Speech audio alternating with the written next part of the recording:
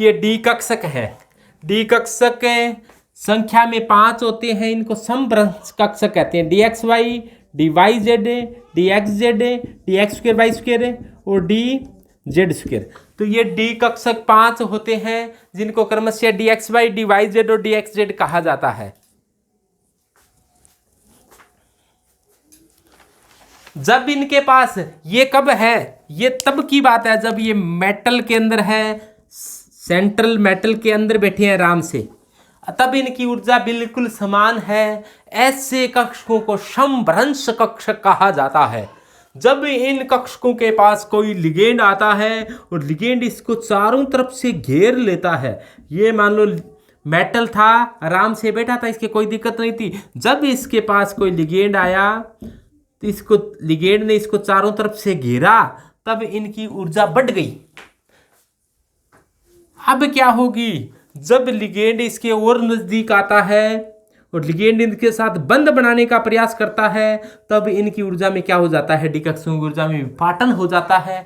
कुछ कक्षकों की ऊर्जा कम हो जाती है, कुछ कक्षकों की ऊर्जा अधिक हो जाती है। किसकी कम होती है, किसकी अधिक होती है, ये डिपेंड करता है कि कौन से प्रकार का संकुल बनता है। यदि अपने बात करें कि ये संकुल बन रहा है वो ओक्टाहेड्रल है, ओक्टाहेड्रल संकुल है, यानी कि अष्टफलकीय संकुल है। यदि ये बात अष्टफलकीय के लिए है तो क्या होता है, T2G कक्षकों की ऊर्जा कम व EG कक्षकों की ऊर्जा अधिक हो जाती है। ये देखो T2G कौन से थे, d x y, d y z, d x z या जेड एक्स कह दो, d x square y square व डी जेड स्क्र। और इन कक्षकों की ऊर्जा क्या हो जाती है, इनको T2G कहा जाता है, इनको EG। तो ये कौन से हैं, T2G और ये कौन से है, EG। तो T2G कक्षकों की ऊर्जा कम हो जाती है जबकि EG कक्षकों की ऊर्जा अधिक हो जाती है। इनके बीच के अंदर एक ऊर्जा का गैप हो जाता है जिस ऊर्जा को क्रिस्टल क्षेत्र विपाटन ऊर्जा डेल्टा ओ कहा जाता है।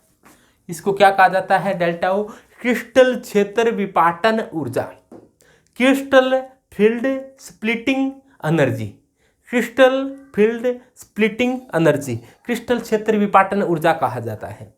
तो ऐसा ओक्टाहेड्रल अष्टफलकीय में होता है। ओक्टाहेड्रल इस प्रकार से होता है कि एक लिगेंड ऊपर आकर जुड़े, एक लिगेंड नीचे जुड़े, एक लिगेंड इधर जुड़े, एक लिगेंड इधर जुड़े, एक लिगेंड इधर है, एक लिगेंड इधर है। इस प्रकार से कोई संकुल बनता है तो इस संकुल को अष्टफलकीय संकुल कहते हैं। अष्टफलकीय संकुल में T2G कक्षकों की ऊर्जा कम व EG कक्षकों की ऊर्जा अधिक होती है। और T2G कक्षक में DXY, DYZ और DZX आते हैं, जबकि EG में DX स्क्र वाई स्क्र और DZ की स्क्र। होनी इतनी चाहिए थी, थोड़ी कम हुई है। कितनी कम हुई है, -0.6 डेल्टा ओ। और इन EG कक्षों की ऊर्जा बढ़ी है, -0.4 डेल्टा ओ कम हुई है। क्यों 3 की तरफ 4 आएगा, क्यों 4 × 12 और 2 की तरफ 0.6 आएगा। ये बढ़ी है, कितनी है, 0.6 डेल्टा ओ। यानी कि T2G की ऊर्जा कम हुई है, वो कितनी हुई है, -0.4 डेल्टा ओ। और यदि ये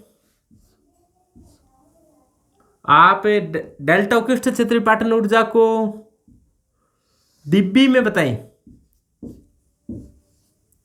तो ये 10D होता है। तो इसको अपने कहेंगे -0.4D और इससे -4D।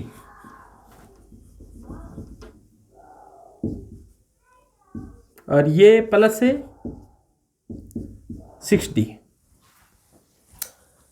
तो ऐसा अष्टफलकीय संकुल में होता है। दोबारा से ध्यान दें कि जब सेंट्रल एटम में थे तब इन डी कक्षकों की ऊर्जा बिल्कुल समान होती है, इसलिए इनको समभ्रंश कक्षक कहा जाता है। ऊर्जा इस प्रकार से मानो कि एनर्जी ये है, इसकी एनर्जी कम है। और जब इस मेटल के पास चारों तरफ से लिगेंड आ गए तो इनकी ऊर्जा है वो अब बढ़ चुकी है।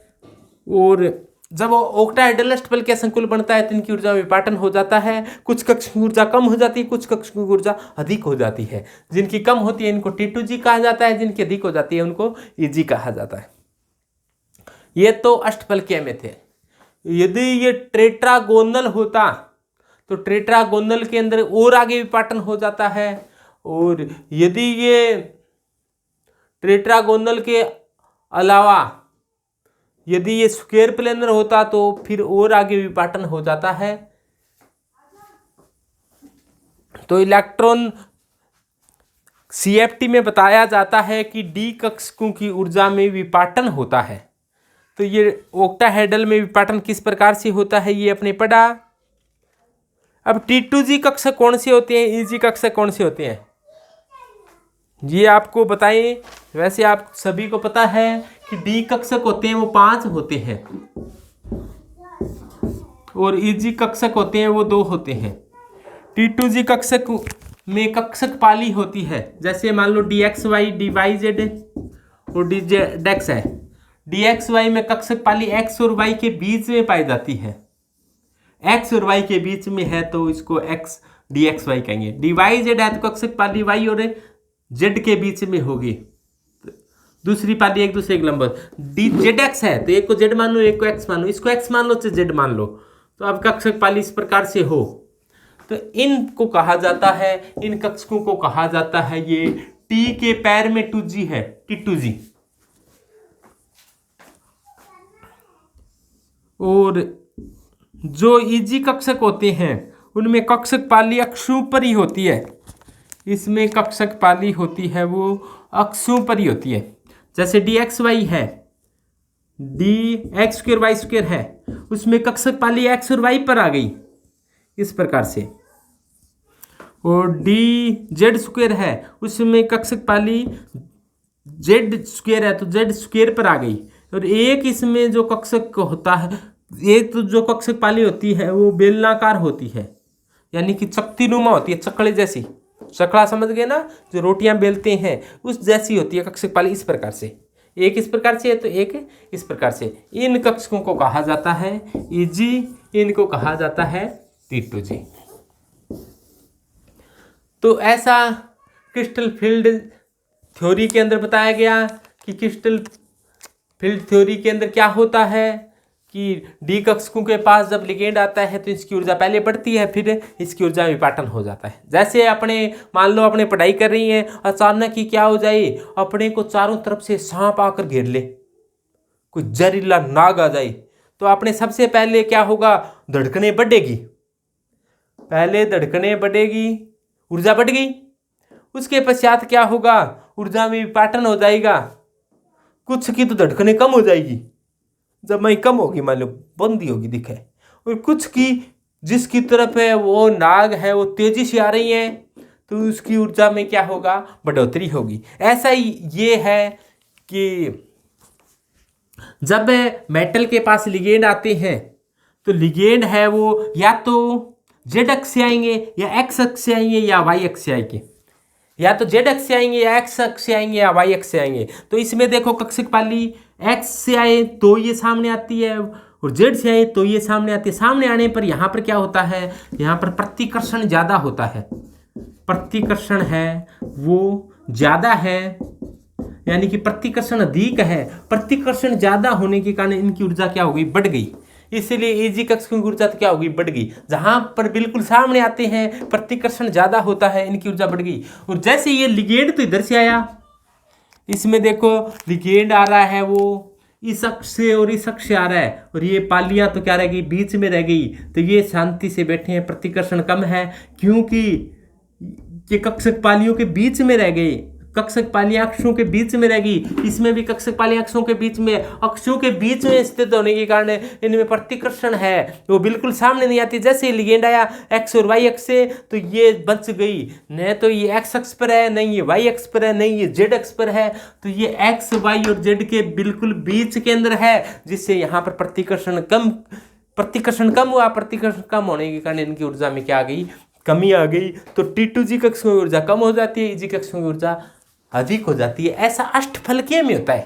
चतुष्फलकीय में उल्टा होता है, क्योंकि चतुष्फलकीय इस प्रकार का कक्षक, इस प्रकार की ज्यामिति होती है, तो कक्षक जो पालियां होती है वो अक्षों पर होती नहीं, अक्षों के बीच में होती है, और बीच में होने पर यहाँ पर प्रतिकर्षण ज्यादा होगा और यहाँ पर प्रतिकर्षण कम होगा, इसलिए वहां पर उल्टा होता है।